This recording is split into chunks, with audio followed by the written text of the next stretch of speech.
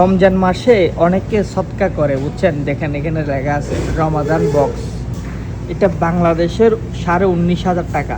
তো রমজান উপলক্ষে এটা আপনার দিবে বাংলাদেশের 4,800 টাকার মতো। দেখছেন 9,500 টাকার মাল রমজান উপলক্ষে আপনার 4,800 টাকা। দেখেন 298 টাকা রমজান উপলক্ষে, 149 টাকা রমজান উপলক্ষে। দেখেন সৌদি আরবের মানুষ আর কত, মানে 50% অফার। এটাতে আপনার 50%ই অফার।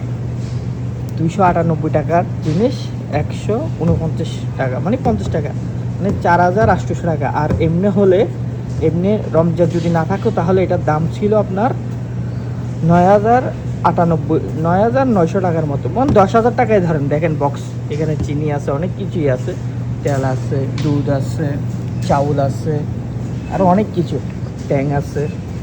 দেখেন কত সুন্দর একটা সিস্টেম।